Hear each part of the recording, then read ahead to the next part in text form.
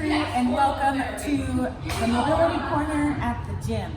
A lot more fun toys here, a lot of different stuff that we like to play with. Definitely use it a lot more than the one at home. So today we are focused on the calves. So everything from literally your heel cord all the way up to right behind the knee. I have multiple ways that I like to do this. We're going to attack it similar to the hamstrings, meaning scrubbing, tacking it down. I'm going to show a bunch of different versions and make sure we get some time. I've got my watch here so I can see how long I go actually this time and set you guys up for success. So obviously, you know, the calves are a big part of running. I'm sure that's where you get sore if you change up your running at all and you're doing like hill sprints, or you just change up your distance or your intensity, your speed, all that stuff. The first thing that you're probably gonna feel is the calves. So I'll show you all my tools and my fun stuff. And if you've got any of those versions, you can absolutely use them. If you don't have any of those versions, I have my most favorite mobility exercise that I give to everyone when it comes to the calves. So first thing I have, this is called the Battle Star. I don't know why. It's very cool. It's literally just a bunch of rollerblade wheels on a rack. The Calves invented it and it now sells it. But it's amazing. The tackiness of the wheels actually helps tack down the skin, which is kind of nice. So we're just going to start at the base of the heel cord. My timer is now moving. We're going to do 3 minutes per side. If you need extra time on any one side or whatever, go for it. Have at it. So first thing I'm going to do is just literally check in with different areas. Where am I feeling tender? Most likely, most people are going to feel it in their heel cord and in the connection point. Where the muscle and the tendon connect, which is usually in that mid-calf range and area. So moving the foot is really big. So just doing this, I mean, it feels fabulous, but it's not going to quite give you the same effect as being able to contract and relax like we've been talking about. Okay, I'm going to tack that skin down and really scrub. So I'm actually able to use not only the implement that I'm using, but my bone to kind of smush the muscle in between my bone, and I'm literally doing this. Okay, so we call that scrubbing. So I love the Battle Star, it's great. If you have a cool little foam roller, that'll work as well. And those naughty things, they just know how to make it torturous. So we're really getting in there in all the different areas. You're checking in with a dorsiflexion and plantar flexion, plantar flexion, and checking both positions and seeing what works and what doesn't, what feels good. Keep scrubbing. I'm just going to keep showing you my tools. I got a kettlebell, so if you've got equipment at home, this is a favorite among our gym. Just because after a kettlebell workout, it's really easy to just stick my leg up there. You can cross. Holy moly. Remember, we don't own a position unless we can breathe in a position. So I'm going to make sure I'm breathing. Maybe take off a little pressure. It's hard for me to breathe deep and focus when I'm talking. But this one's really great. What I like about this is it's narrower, so it can get in a little deeper.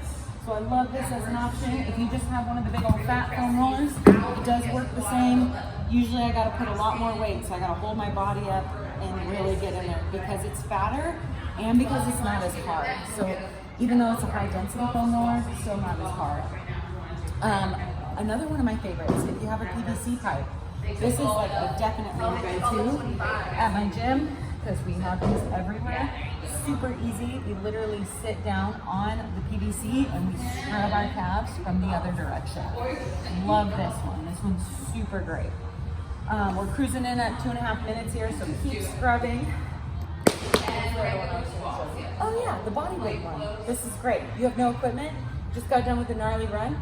You are on a trailhead somewhere and you got nothing but your own body weight. Hopefully you've got a beach towel. You live in Beacon Trail. You should have a beach towel in your car.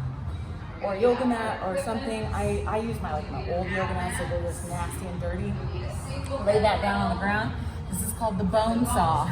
It's not a great name.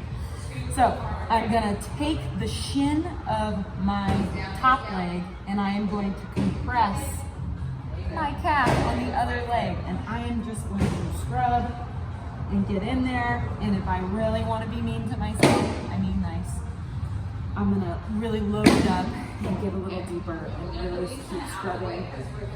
Using your shin works amazing. Okay, so that's 3.5 minutes. You should be switching sides while I explain the next part of this. So our work today, past utilizing the calf, is going to be the stretch of the calf. So I'm sure a lot of you have done this, and that's great. So finding something to put your foot up on. What I want to focus on is my ankle stacked in the middle of my foot. So if you can look at my foot here, if I let my ankle collapse in, right, pronation, we want to bring the ankle actively into the middle of the foot, then stretch. So I want to make sure that when I'm setting up, I'm mobilizing in the best position possible. Okay, from here, we're going to do some contract and relax. And there's a lot of different methods to stretching your calves out. Like you can go long lever where my leg is locked out. You can bend the knee. I encourage you to play around with both of these positions and see. I can try to push my hips forward past the implement that I'm using. So this leg is now in front of the working leg. That changes things. The contract and relax is this. I'm literally pressing my foot down like I'm putting my foot on the gas pedal. So pressing down, and as I relax, I then stretch forward. Okay? So contract, relax. This is one of my favorites to show because one of my clients that is a mechanic brought me this, like literally this tire stop. Isn't it great? I keep this under my standing desk at work in the office here, and I use it to stretch my calves. So I'll literally just stand at my standing station and I will work while I'm stretching my calves. Calves are definitely an area for me. It's more actually my feet that are the area that are struggling, so I have to work on that. You don't have one of those. If you want something cheaper, get a block of wood, or this is just a yoga block. You can do the same thing. So I know you all have standing desks, because how to go to school like that. Just getting my toes up and allowing myself to stretch here is going to be beneficial. Okay? All right, so I want at least 10 contract relax with your breath, just like we did on our hamstrings. In whatever shape, form you want to do that. And then the next thing we're going to do is balance work. So I've got the coolest tool. It's called a slack block. It's literally designed for balancing and practicing that. Balance is power, it says. So this is going to be like level 1, working on, again, where's my ankle and just having some balance here. Obviously, not everyone's going to have that. I want you to find something to balance on. If you're really talented, you may be able to balance on your foam roller. So I use my PVC as a staff, and then I'm going to try to balance on my foam roller and pick it up. And how well do I have control here? At our gym, we use PVCs. You don't need it to be this high by any means. You literally could just have a PVC pipe that's what is this, like 2 and something inches, I think. But we work on this a lot in our gym. We have these hanging out all over the place. And it's literally just working on balance. And then I can easily switch feet. And it's building the muscles in my feet, so I'm really getting work done. I like that. Another option for balance, maybe a curve. You know, if you're not quite there, maybe you use a yoga block. So it's squishy, so it's going to make your foot want to wobble a little bit. Obviously, it's a little bit easier, but that might be a level 1 for someone, and that's totally fine. I want at least 1 minute per side on your balance.